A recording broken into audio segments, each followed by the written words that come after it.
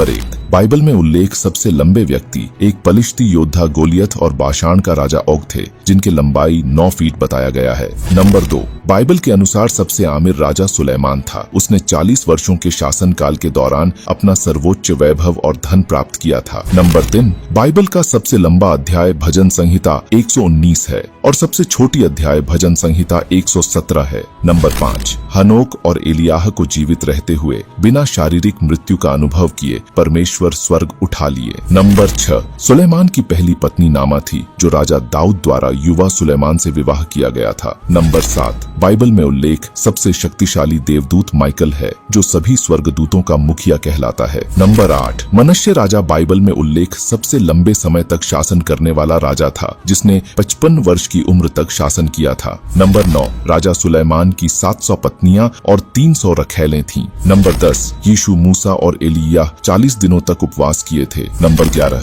राजा सुलेमान ने 3000 नीति वचन और 1005 गीत लिखे थे। नंबर 12, बाइबल में हाथियों का उल्लेख नहीं किया गया है, लेकिन हाथी दांत, जो हाथियों के दांत से प्राप्त होता है, उसका उल्लेख 13 बार किया गया है। नंबर 13, जब परमेश्वर ने मूसा के द्वारा से लाल सागर को 2 भाग में अलग किया, तो अगल बगल की पानी की दीवारें इस तरह जम गई थीं, जैसे कि बर्फ की मोटी दीवार हो। नंबर 14, 10 आज्ञाएं को मूसा द्वारा नहीं बल्कि स्वयं ईश्वर द्वारा लिखी गई है। उसके बाद मूसा ने ईश्वर द्वारा दिए गए नियम को लिपिबद्ध किया। नंबर 15, बाइबल के इतिहास में कैन पृथ्वी का पहला हत्यारा था, जिसने अपने भाई हाबिल का हत्या किया था। नंबर 16, यूहन्ना बपतिस्मा देने वाला एक महान विश्वसनीय उपदेशक थे, लेकिन उन्होंने कोई चमत्कार नहीं किए थे।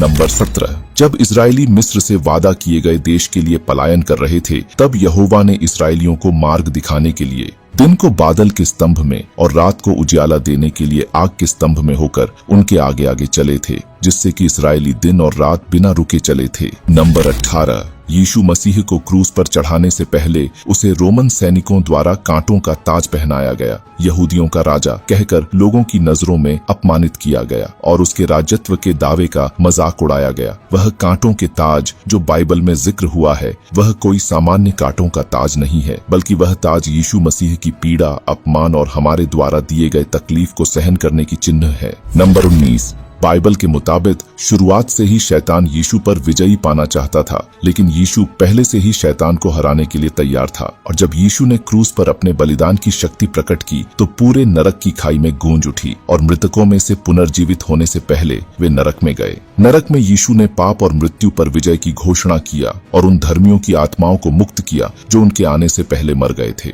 और शैतान के आतंक को अंत किया, जिसे कि नरक की नींव कांप उठी। आखिर में अगर आप भी मेरी तरह यीशु मसीह से प्रेम करते हैं, तो कमेंट में आमीन टाइप करना न भूलें।